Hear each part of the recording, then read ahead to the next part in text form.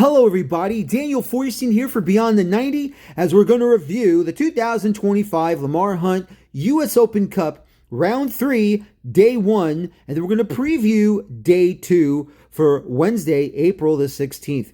But first things first, let's review Tuesday, April the 15th as we get ready for this amazing U.S. Open Cup third round. It was an amazing match day for these clubs. First things first, Columbus Crew 2 of MLS Next Pro hosting the Pittsburgh Riverhounds of USL Championship, and it would be the Steel City Club, the Riverhounds, defeating Crew 2 by a final of 1-0. The only goal of the match was by Danny Griffin in the 28th minute, and he was able to get that only tally and strong Riverhound defense to knock off the Columbus Crew, and they advance to the next round in number 4. The next one, of course, Louisville City taking on Loudoun United, and that was a 2-1 final for Louisville City. Now, unfortunately for Loudoun United, they actually helped Louisville get this victory. First goal came in the 18th minute by Adrian Perez after poor defending and actually poor ball control by the defender of Loudoun United. Perez was able to take advantage of the goalkeeper being well off his line and had an open net, and he converted it in the 18th minute. 10 minutes later, in the 28th minute, it'd be Sam Gleadle got plenty of room from the back line of Loudoun United, and he just squeezed that ball past the keeper's legs to make it 2-0 for Louisville City. And even though it looked like this was going to be a victory, Loudoun United pulled one back in the 90th minute, and that was from Abdel Latif Abukora, and that made it 2-1. Even though there was second half stoppage time, nothing came of it, and once again, Louisville City advances 2-1 and moves on to the fourth round against Loudoun United. Charlotte Independence hosting North Carolina FC. Charlotte Independence, the USL League One side, against the championship side of North Carolina FC. Now, it looked like John Picaro, who scored in the 48th minute, gave Independence the 1-0 lead, but North Carolina FC came back and scored 3 consecutive unanswered goals. The first one in the 71st minute by Olex Anderson, and then it was Rodrigo da Costa with a brace. His first goal of the match and the lead in the 74th minute. And then 3 minutes later in the 77th minute, Da Costa does it again to make it 3-1, and they knock off Charlotte Independence. Battle of New England, Portland Hearts of Pine from the state of Maine hosting Rhode Island FC. Portland Hearts of Pine from USL League One, Rhode Island FC from the Championship League. And boy, oh boy, this was amazing. Rhode Island gets on the board and a quick 2 goals in a span of 3 minutes. Clay Holstead gets the opener in the 34th minute, and then in the 37th minute, Frank No Darcy gets the second goal to make it 2-0. Now, Titus Washington of Portland did pull one back in the 65th minute, but unfortunately for Portland, they just could not get that equalizer. But in this match, it was amazing. It was a yellow card, red card fest. 10 yellows, 2 reds, 5 aside on the yellows, a red card for each side, and it would be given 1 red card to Rhode Island's Karifa Yao, and unfortunately he'll be suspended for the 4th round match. But also Mikey Lopez, he gets sent off in the 87th minute. Yao got sent off in the 78th minute. And Mikey Lopez, he'll serve his suspension next season with Portland Hearts of Pine or whoever he plays for next year in the Open Cup. Charleston Battery basically destroyed South Georgia Tormenta 4-0. Charleston Battery, that stalwart side of the USL Championship, hosting the Tormenta from USL League One. And this was, once again, a complete and utter destruction. Charleston's Chris Allen gets the game winner in the 32nd minute. And then it was a hat trick by M.D. Myers First half stoppage time, he gets his first goal. Then he gets both the other two goals in the second half. And once again, nothing much more to report here. Just a second half destruction, a complete destruction by Charleston Battery as they defeat South Georgia. I keep making that mistake. South Georgia Tormenta by a final of 4-0. The defending USL League One champions, Union Omaha, edging San Antonio FC by a final of 1-0. Dion Akoff with the only goal of the match in the 37th minute, and then just solid defending by Union Omaha as they once again edge off San Antonio FC by final of 1-0, and that's the first cup set of 3. Second cup set, AV Alta FC of USL League One knocking off Orange County SC of USL Championship 2-2 through regulation and extra time, but 4-2 in a penalty kick shootout. The first goal of the match was scored by Ousmane Silla in the 15th minute, and boy, I have to tell you, I couldn't believe he scored that. The tightest of angles on the far side along the end line. That was amazing. I could not believe that tightest of angles, and he roofs it just inside the front post. Now, it looked like Alta was going to get shut out here. I thought it was going to be a clean sheet.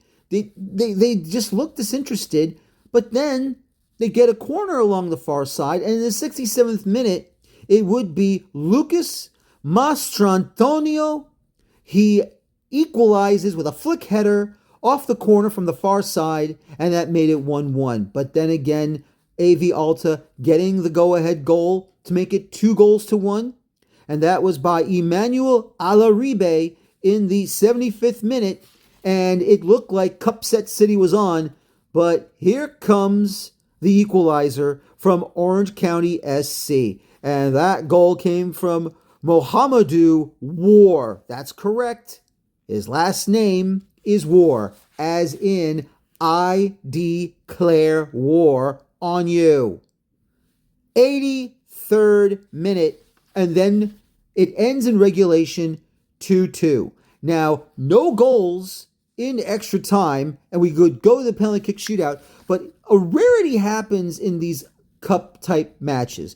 And apparently, the acting head coach of AV Alta, who took over for Brian Claiborne because he got red carded and suspended for this round 3 matchup against Orange County, the acting head coach, he subs out the starter, Carlos Aviles, and he puts in Denzel Smith and gets him ready for the penalty kick shootout in 118th minute. Now, once again, here's the interesting thing. Denzel Smith is the international goalkeeper for Trinidad and Tobago, and he's pretty darn good. He has defeated the U.S. men's national team, and he's also defeated Panama. So, that was an amazing moment and gutsy from AV Alta, because in the penalty kick shootout, it paid off. Now, both sides did convert their spot kicks in the first 2 rounds. But in the third round of the shootout, it would be Kyle Scott of Orange County who went first. Orange County went first. Kyle Scott, he tried to go for the far post, and it was saved by Smith. So who comes up next? Sebastian Cruz of AV Alta converted to make it 3-2 after 3 rounds. Then in the 4th round for Orange County, Nico Benalcazar, he would sky his penalty over the crossbar, and that means for Miguel Parajo, AV Alta, he would convert his spot kick, and they advance after penalties 4-2. So AV Alta advances, and Orange County is one and done. And then finally, Tacoma Defiance of MLS Next Pro taking on Oakland Roots of USL Championship, and it was a fabulous opening goal from Peter Kingston in the 28th minute. I mean, it looked like 25, 26 yards out from the area of Oakland, and what a banger. It was a golazo. inside the far post, and it'd be 1-0 going into halftime.